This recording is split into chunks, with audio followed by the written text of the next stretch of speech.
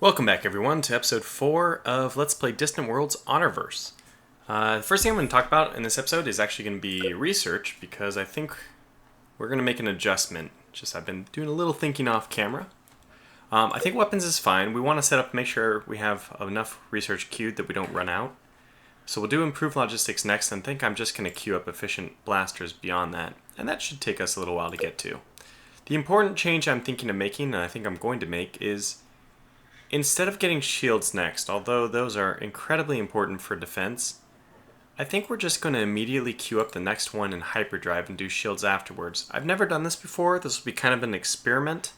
And to be honest, because the density in our universe, our galaxy, is much higher in terms of star density, we have a lot more systems per sector than like the tutorial or your average. Or the average way I play. That means that the hyperdrive is actually a little bit less important. So hyperdrive is going to restrict our range along with fuel. Both of them feed off each other. Because if you have a really inefficient engine, it doesn't matter how big your fuel tank is. So we have a dense enough star system and our galaxy setup, whatever, that we can get away with a little bit less efficient of a hyperdrive and still make it to a lot of different systems. Basically, our range, for one sector range, we're able to hit so many different stars. So I'm a little bit less worried about all those tricks for getting further and further with our scouts. Nonetheless, I still think we're going to try this out. We're going to go with warp field precursors immediately, and then we're going to jump over to hyperdrive technology for level 2.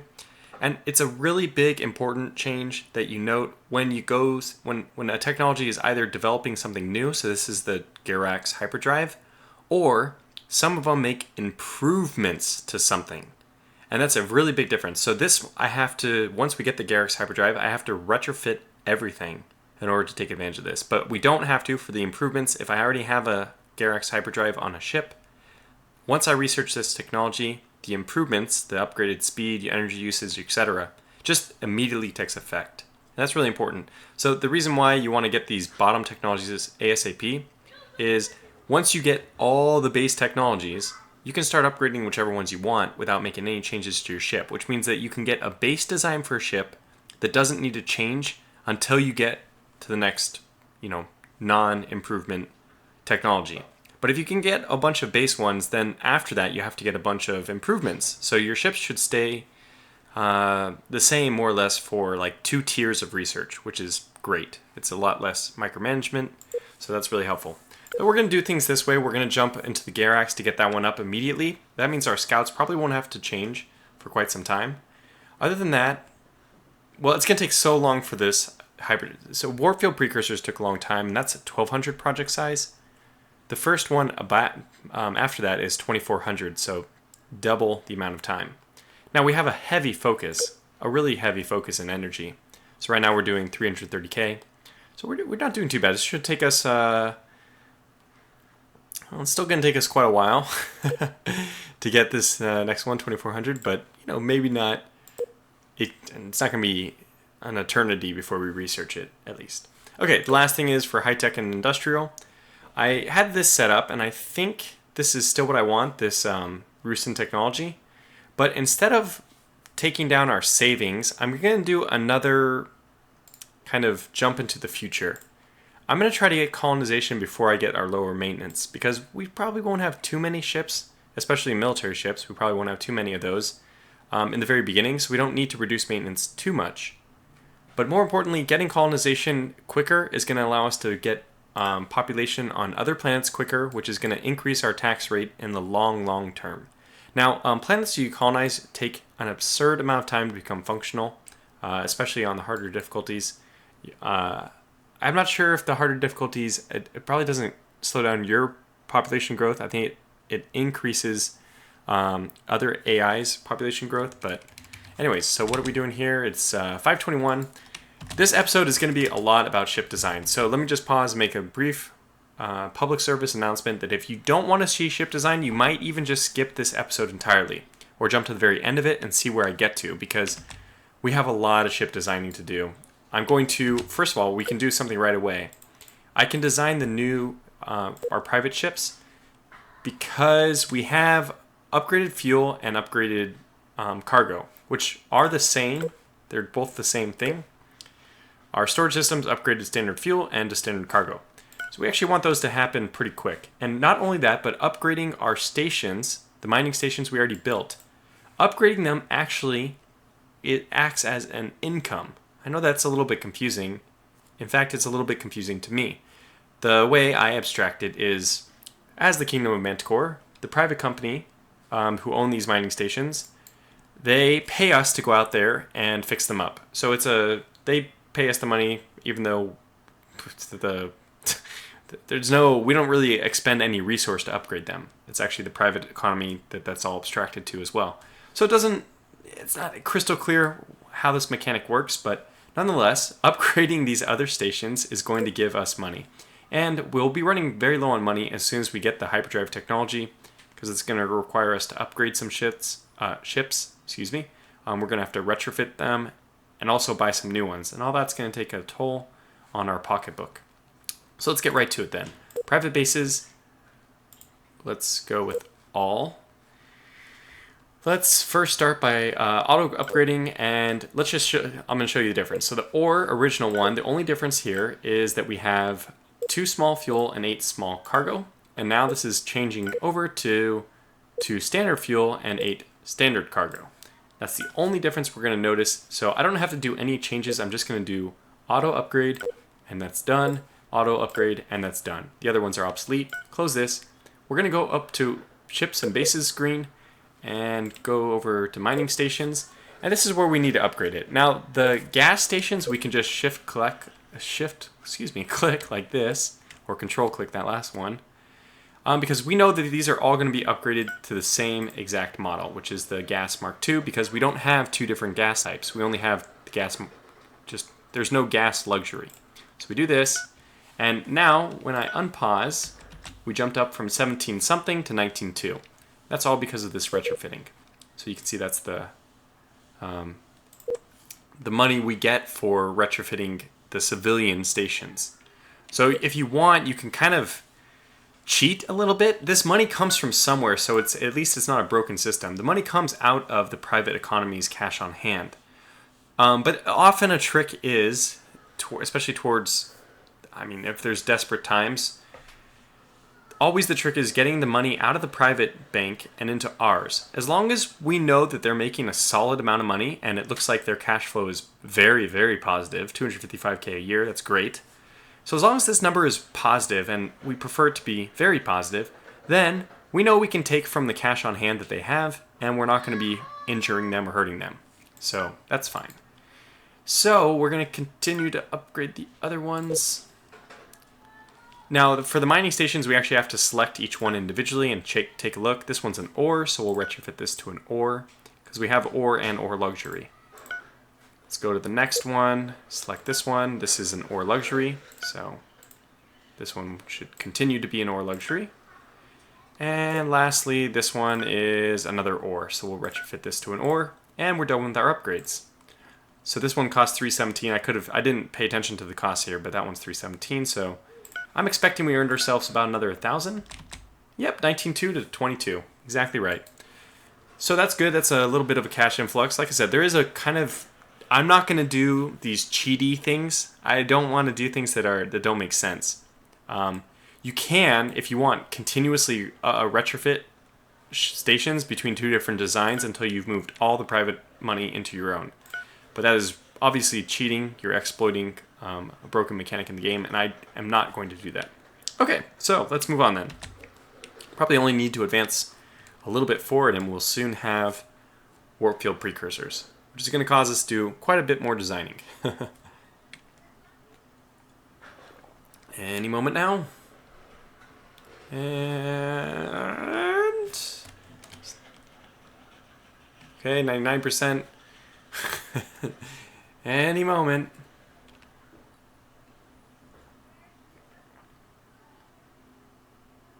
And it's coming.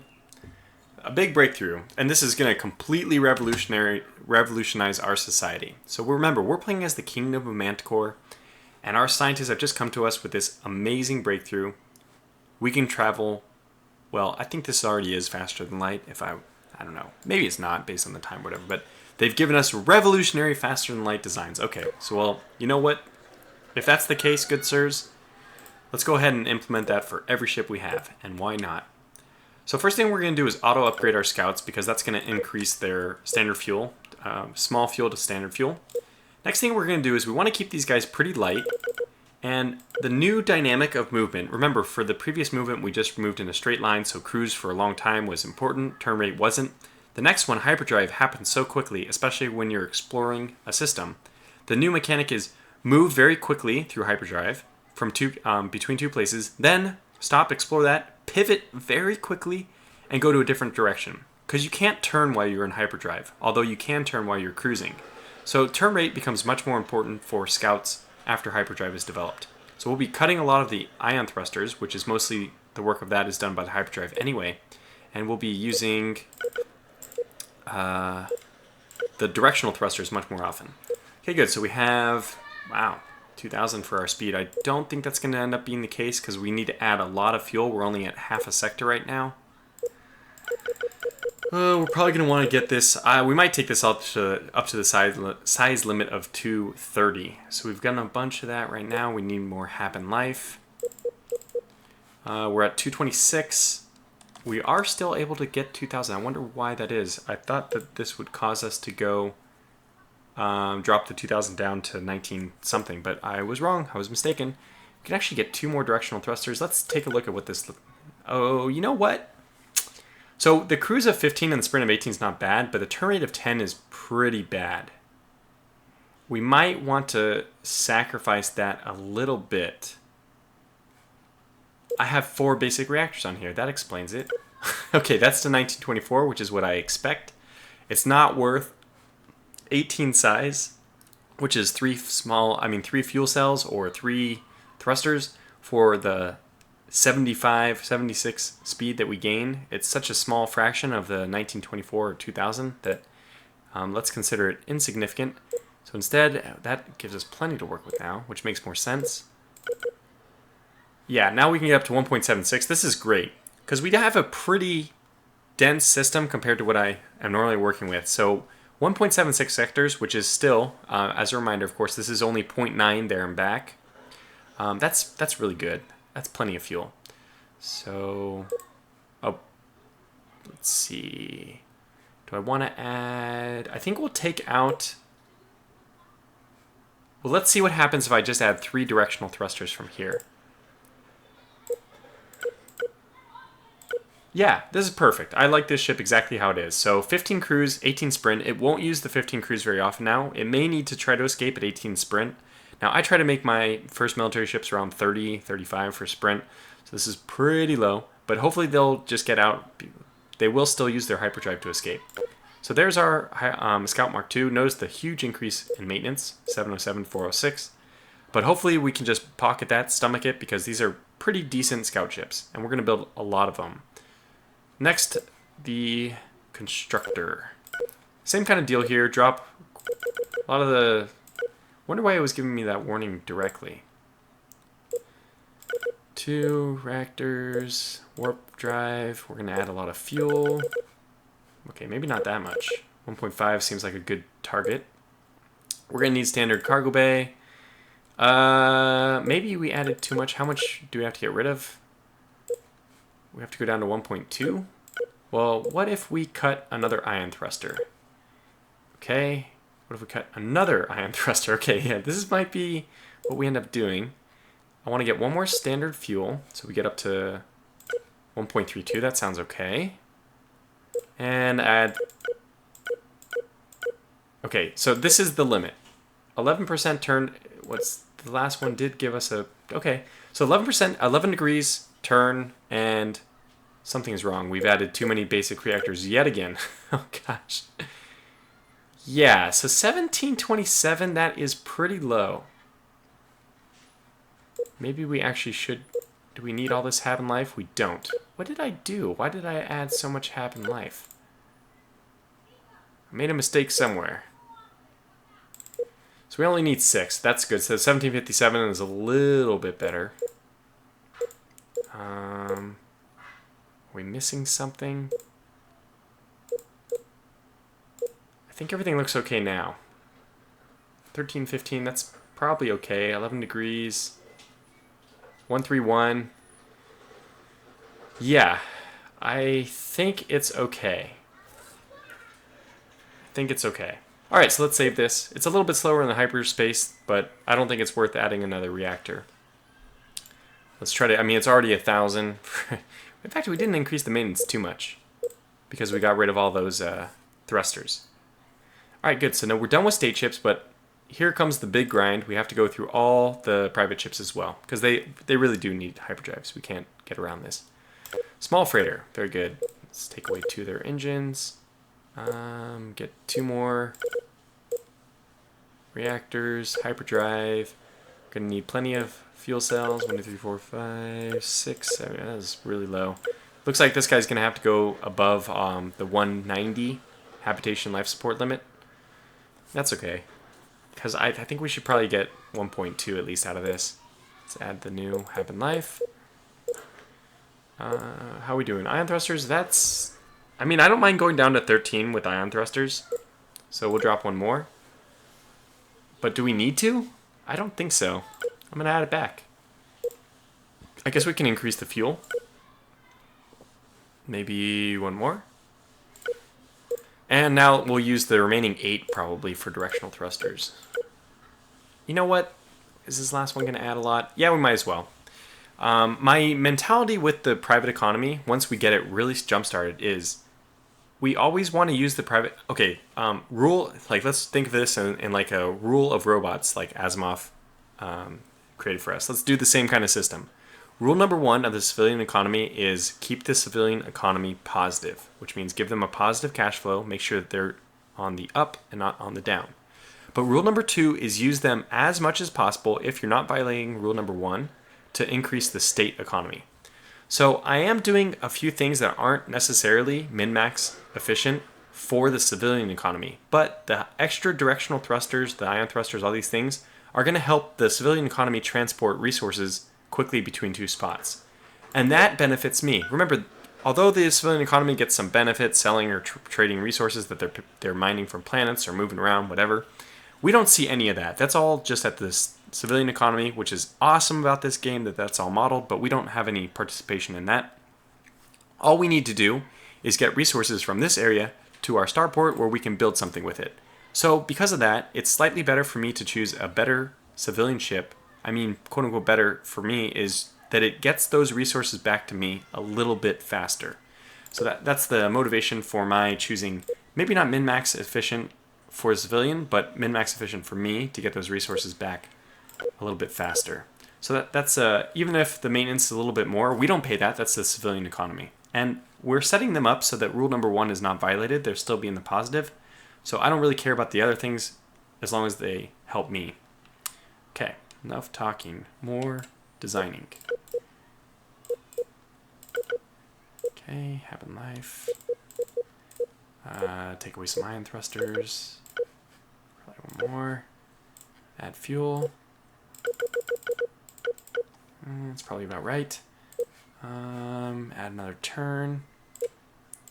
Okay, this is good. I think very slow, but remember, this ship doesn't have to be, I think just 1 by 1 notch too slow. I'll take the 1.1 instead. So there, that's better. Okay, so 12 degrees, 1.1 is fine. So we'll save that one. Go to the large freighter. Now, this one's going to be a bit troublesome. It'll probably have a very short range in the end because we're going to be really straddling that size of 230 max size that I can get right now. And this one might end up being, that's probably 1 too few, but this one might end up being really slow. Nothing we can do about that. 1, 2. Hyperdrive. Fuel. How much? Oh, we can't even get 1. Range of 0.56 is just horrible. But there's no way around it.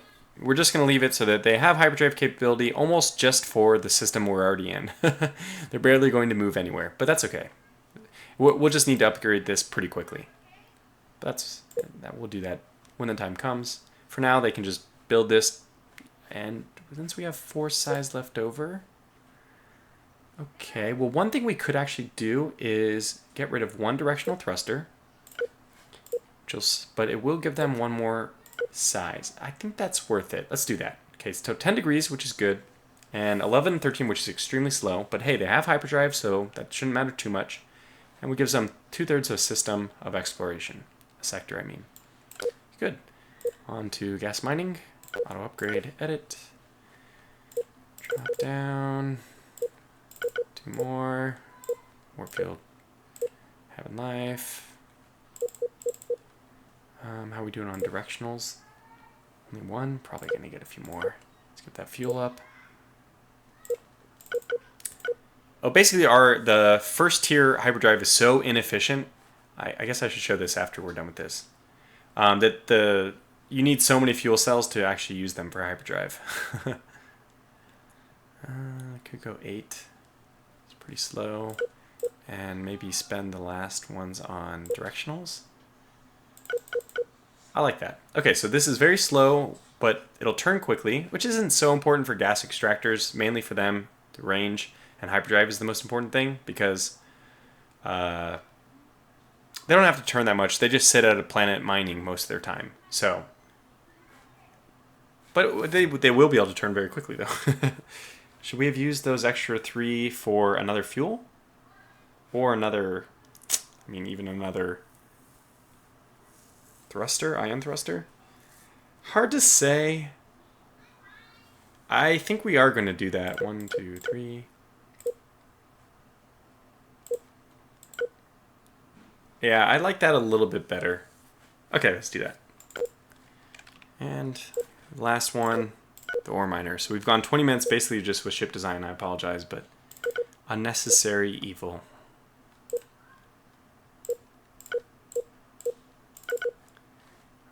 Having life. Okay, so we're all good except for now we need fuel cells.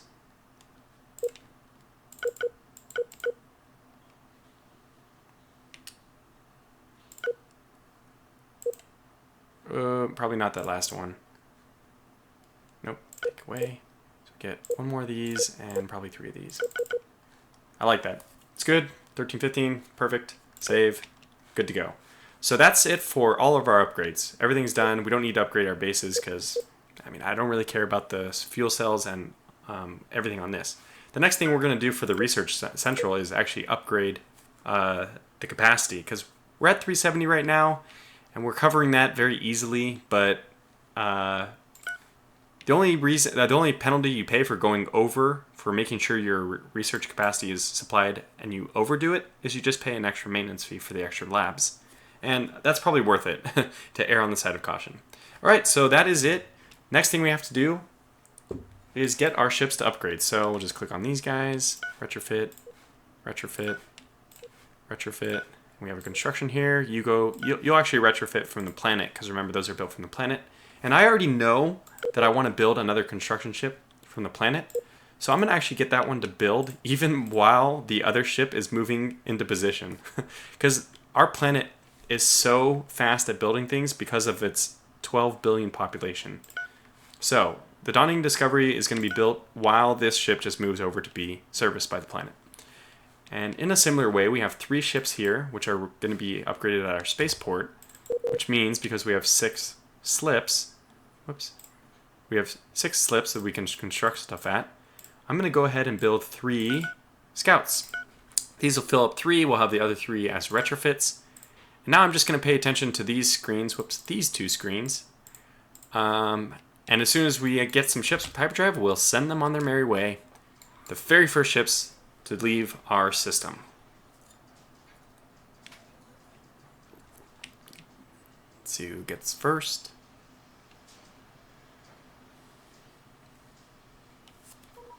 Okay. Oh, nope.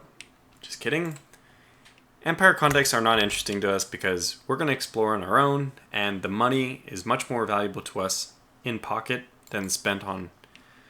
making an Empire contact doesn't do anything for us. We can't trade with them or anything. Okay, good. So we have the Daunting Discovery finished. A Mark II. And I have already kind of off-camera looked at some of the other planets. We know that, in the other systems, Because remember, we were given exploration from the ship we repaired. Or was it the one we just directly captured, the abandoned? Well, one of the two abandoned ships gave us a system map for some of the surrounding systems. This has some interesting stuff in it. Not this. I don't think this one's interesting either. No, pretty low. This one's good. 59 Aculon, 79 Emerald Crystal, 66 Necro Stone. We'll definitely put a mining station on that one. This one's also pretty good. Is that 61%? Yeah, 61% steel, 80% gold. Not bad, not bad.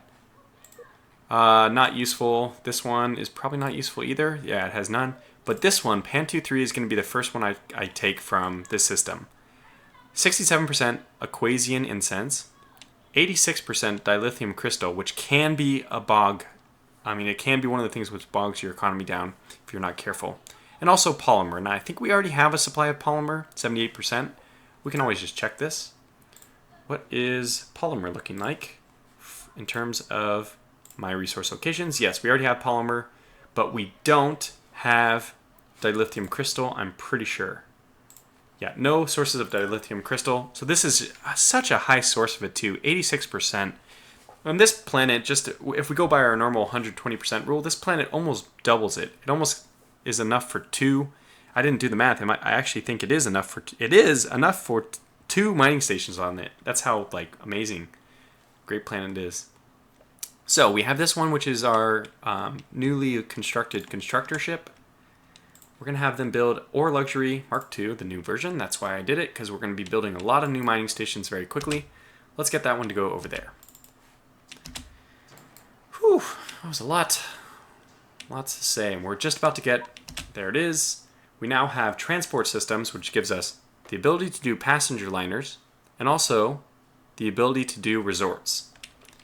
Which means it's just one more thing for our colony ships, our constructor ships to be tied up with. All right, so the 3 exploration ships have been completed. I mean, these are they completed from scratch? Oh, I must have missed the notification that these guys finished upgrading, because I see that they're already the Mark IIs, which means all 6 of our ships are done and ready to go. All right, well, I told you that this is a little bit, we're going to be very ambitious with our scouting. Looks like there is one ship tying up the yards, but I'm going to purchase 5 more. Okay, we're down to 30. I got to be a little careful. 1, where are we at? 1, 2, 3, 4. We can't get another one. Okay, that's fine. So it's probably about time. We'll get 4 more after this. We're really going to use these scouts though. Okay, so you're done. So let's just start pushing you guys all around. This system. This system. This system. This system. This one. And this one. Good. Now we zoom back in on one of these guys. Oops. Should have just single clicked it, but there it is. Now we're back to home. Those guys are all going to run off in their various directions. We have 4 more ready to go after this. So what are you guys? You're moving. Let's just get you to retrofit so you know what you're doing. You are, where are you?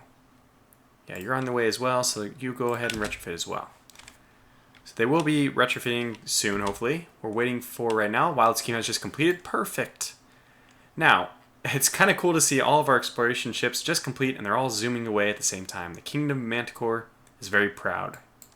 It's a proud day as we reach truly beyond our system into the vastness of the galaxy beyond. This guy, unfortunately, is going to stay home. Wild Scheme is not so lucky. He gets to use his hyperdrive, but we're going to find a place that has a good resort. But that's going to be yet another appearance into the design screen. Okay, so add new. We're going to go to resort. And here we go. Commerce, command. We need have and life. Maybe only one each. I don't remember. Standard passenger compartment. This is the real thing. We only make trips of 20k each. So this still means we need 60 trips to fill this up. But I'm going to add 2. I mean, you could wait and min-max a little bit, but the maintenance of this is probably so small. Let's find out what is 102. It's just 24. I don't care about 24 credits. So we're just going to put 2 standard passenger compartments on, which allows me to forget about it until we've gotten 120 trips. It'll take 120 trips to fully populate this resort. That's a long time. Okay, let's get 1 standard cargo bay, 2 fuel. Get, it looks like, do we need, oh yeah, well, reactors obviously. I think we can get away with 1. We need a docking bay. We'll get 2 of those. Probably only need 1, but I like to have 2 just in case there's passenger liners all trying to go towards this one. And you can have 3 or 4. I think I've seen it 4 going to a resort at the same time before. That means at least there'll only be a waiting queue of 1. So we'll be able to get the first 2 serviced, and the next 2 will be only have to wait once. And of course we need a recreation center, which is what makes this a resort. Should be right here. That is. And in honor of Larry Monte and his amazing series, he always did Disney, resort, whatever. We're going to do the same thing as I always do. Okay, so we can see that this is such a cheap design. Only $328 in maintenance. We got away with 1 hab in life. It's just extremely bare bones. And that's all we need. In fact, if we wanted to, we could throw on another one and another one after that. I'll wait a little bit to get this design because it's going to take quite a while, but we can just throw on a bunch more passenger compartments as it starts to get full, and we don't have to do any other changes, which is great. So now we have a resort base, but the next thing we need is a passenger ship, which I will call the passenger liner. Command, I'll get 5 of these, not 3 of those. Probably need 2 hab in life, maybe more. Warp field, reactors, 3 of them. Okay, we need a passenger compartment. That's we only need 1 because for a long time until we get colonization, the only thing they're going to be doing is storing 20. So we'll have very large amounts of unused space on these ships. If it's spread out, you can take like 4 or 5 aisles to yourself. Because they only take 20K, we have 120. All right, so 1,200 for capacity. But that'll be completely full when we make trips to planets. Okay, now we need fuel. I think we don't need that much fuel. Maybe because this thing is only going to be making trips to the resort for a long time. So fuel is a very low priority. In fact, can I get away with just 2? Oh man, that's yeah, we can do it. We can do it. There it is. We did it. Can we even get 1 more directional thruster? Wow. Oh, this is amazing. This is like extremely... Now, okay, once again, we're being a little bit too crazy about this because I don't pay the maintenance for this. This truly can be auto retrofit because it's going to be a civilian economy. So I think we're going to break past the hab in life, the next tier for hab in life, just to make it... I don't know. Actually, this is a pretty good ship. We don't need passengers to go anywhere right now. Okay, you know what? I'm going to save it. Yeah. That reminds me, by the way, if I go to all designs, I just want to make sure I did this already. I don't want any ships to retrofit. I don't want any to upgrade automatically. That's good. They're all manual. And I only want the PC ships to... So I need to take the resort off. I missed this one. These guys all have to be... the military guys I didn't do, I guess. Forgot about them. Let's go over to that. It's all done. Good. Automatic, that one's fine. And these should all be manual. Perfect. Good. So we're well set. Now we can get this guy, Wild Scheme. Look for resort locations. This one has a scenery bonus. Well, then that will be our first resort. So build on Kiati 1 Disney Resort. We don't have the money for it. It looks like. So we'll wait 1 tick to get our taxes up. And we're already about halfway to being completely full. Don't go far, my friend. Oh, well, we got some injection of bonus income, probably from the passenger ships. I bet they started building passenger ships, which gave us a nice bonus income. And let's get our Disney resort over here. So there it is, 35 minutes. We're like in perfect shape now. I'm going to pause this here. So if you're just coming back in, maybe I'll put a little note in the very beginning of this video that this is mostly ship design, right? We didn't really have time to do anything else. But the good news is, after this, we're starting to get all those pieces of the puzzle created, and we don't need to create them again after this. Hopefully, knock on wood, that we don't have to spend much time on the ship design screen next time. But I will call this video to a close, so next episode we'll be exploring the nearby systems and probably get our first military ship up and running. So, thanks for watching, and I'll catch you in the next video.